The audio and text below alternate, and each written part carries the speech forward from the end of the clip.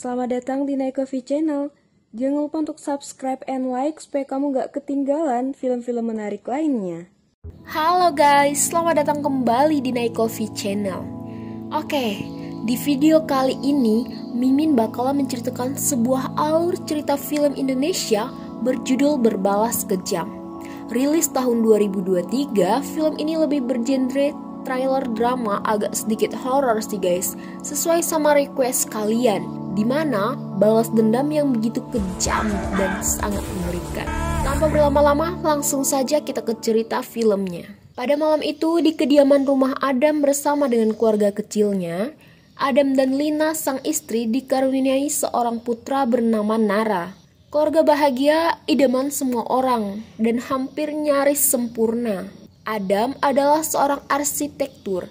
Terlihat di sana juga Nara sedang sibuk merangkai mainan rumahnya. Nara ini bercita-cita ingin menjadi seperti sang ayah, menjadi seorang arsitektur. Nara adalah anak yang pintar dan juga aktif. Namun ternyata dia mempunyai penyakit asma. Di saat yang bersamaan, ternyata di malam itu adalah ulang tahun Adam.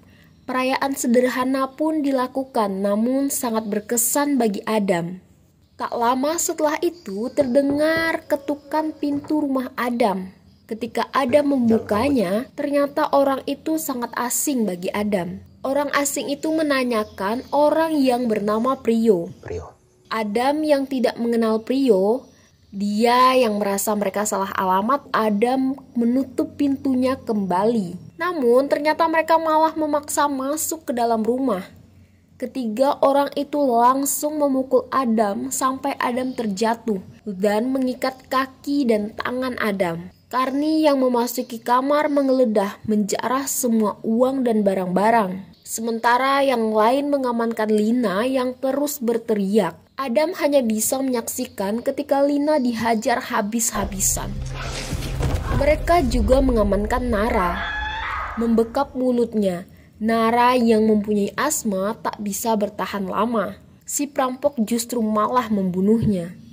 Lina yang kembali bangkit lalu menikam Karni dan mengenai salah satu matanya. Lina pun tak bisa bertahan lama dan tewas karena luka tusukan di perutnya. Adam yang tak berdaya hanya bisa menyaksikan hal tragis yang terjadi kepada orang-orang yang dicintainya. 2 tahun kemudian setelah kejadian itu, Adam pun masih belum bisa move on ya guys. Ya gimana, ini kasus pembunuhan keluarganya, bukan patah hati biasa. Setelah kejadian itu, hidup Adam benar-benar hancur. Sedih banget. Adam seperti sudah kehilangan harapan. Kehilangan orang-orang tercinta menjadi pukulan terberat bagi Adam. Amarah sudah mendarah daging di dalam tubuhnya. Seiring berjalannya waktu, Adam perlahan membuka diri, mencoba kembali masuk bekerja. Tapi sepertinya tak semudah membalikan telapak tangan guys. Di satu sisi Adam juga butuh pekerjaan itu. Gue butuh kerja. Akhirnya Kian yang prihatin pun lalu memberikan sebuah kartu nama dokter psikiater. Kian berkata bahwa Adam harus menemuinya. Lo bikin janji sama dia beberapa sesi aja. Walaupun Adam sebelumnya sudah pernah mendatangi berbagai macam dokter. Tapi untuk dokter yang satu ini, Kian yakin dokter itu bisa membantu Adam. Singkatnya bertemulah dia dengan Amanda, dokter psikiater yang disarankan oleh Kian. Cara Amanda mentreatment Adam memang berbeda dari dokter lainnya. Amanda tidak langsung ke inti permasalahan.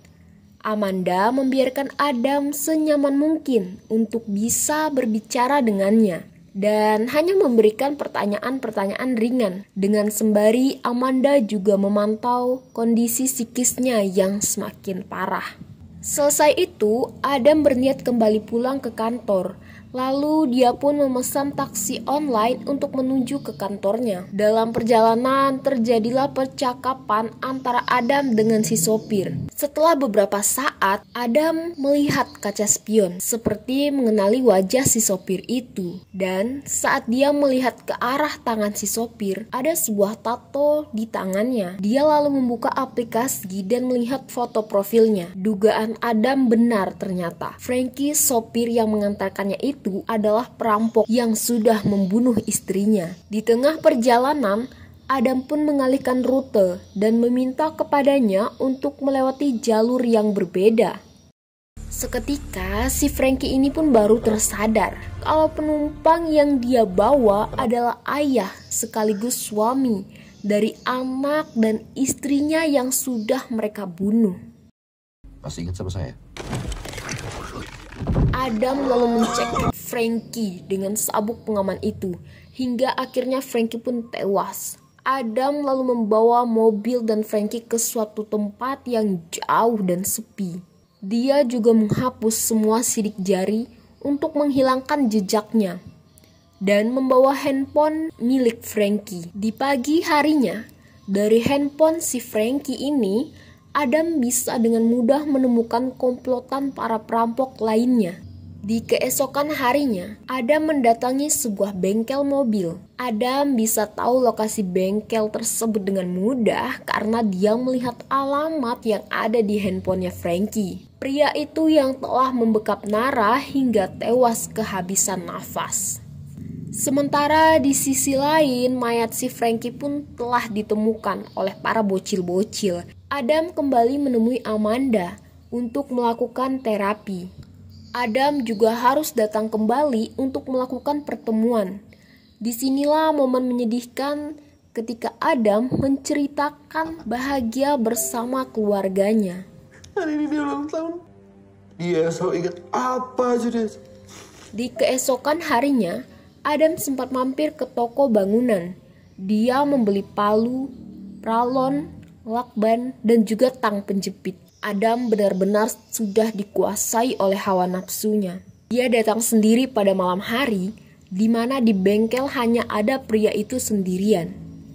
Mengetahui Adam datang kembali dengan membawa sebuah palu, seketika dia pun langsung teringat siapa Adam. Walaupun dia yang sekarang mengaku sudah tobat dan tidak ingin melakukan kejahatan, Adam yang sudah tak kenal ampun lagi menyiksanya, seperti penderitaan Nara saat Nara kehabisan nafas karena dibekap olehnya. Setelah apa yang sudah dia lakukan, kondisi Adam bisa pulih dengan cepat. Bahkan dia pun berani menawarkan diri kembali kepada Kian agar dia bisa bekerja kembali seperti biasanya lagi. Kondisi Adam lebih baik dari sebelumnya. Adam pun mulai menata kehidupannya kembali yang sempat berantakan. Tapi ini belumlah akhir dari semuanya ya guys. Adam pun menemui Amanda.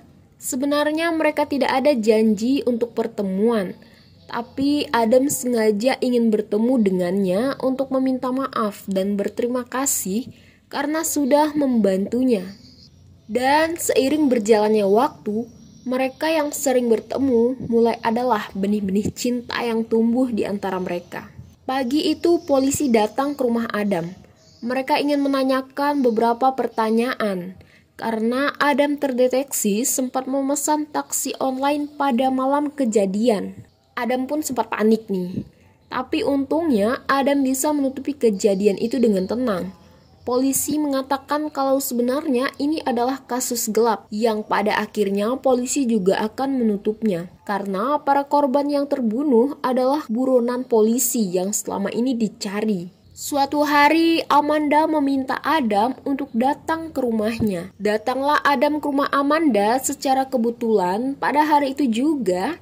Kakaknya Amanda yang lama menghilang ada di rumah. Dan betapa terkejutnya Adam hingga jantungnya hampir copot saat mengetahui kalau ternyata kakaknya Amanda adalah Carney, pria yang dulu merampok rumahnya Adam. Di lain sisi, dia juga masih menutupi kepada Amanda. Adam berusaha untuk menahan diri dan bersikap seolah-olah tidak terjadi apa-apa.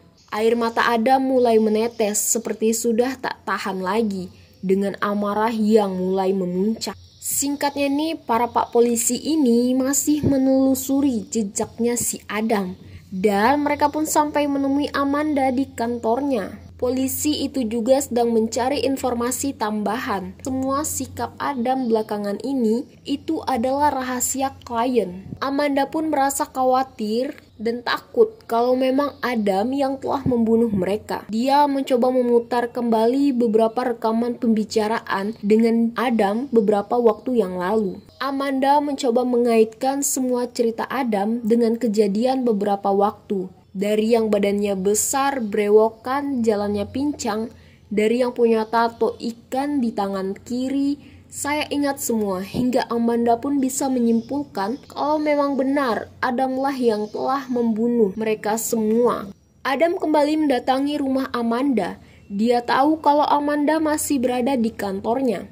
Terlihat Carney ada di dalam rumah sendirian. Disinilah akhirnya mereka bertemu kembali. Dari awal sebenarnya Carney ini sudah tahu siapa Adam. Carney masih sempat-sempatnya memotong rambut dan kembali lagi menemui Adam dengan kepalanya yang sudah botak. Carney melakukannya agar Adam bisa merasakan kembali auranya pada saat tragedi malam itu. Sebenarnya Carney sendiri dengan tulus meminta maaf kepada Adam. Ternyata pisau itu pun kosong dan pertarungan sengit antara Adam dan Carney pun sudah tak bisa dihindari lagi.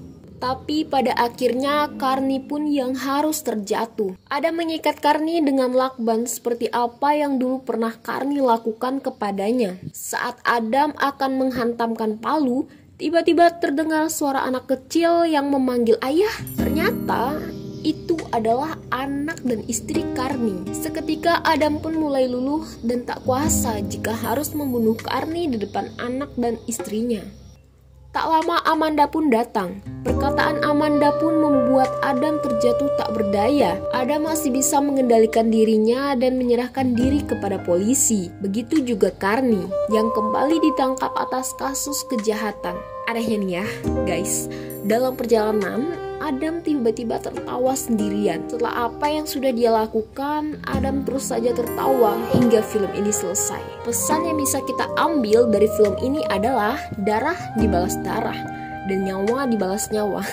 Enggak guys, ini bercanda. Jadi menurut Mimin, pesan yang bisa diambil dari film ini adalah bahwa jangan membalas kejahatan dengan kejahatan. Itu poin utamanya, oke? Oke, sekian dulu alur cerita film hari ini. Tetap ikuti terus channel YouTube-nya kita karena akan banyak lagi updatean film-film menarik lainnya. Dan jangan lupa untuk subscribe, like, komen, dan aktifkan lonceng kalian.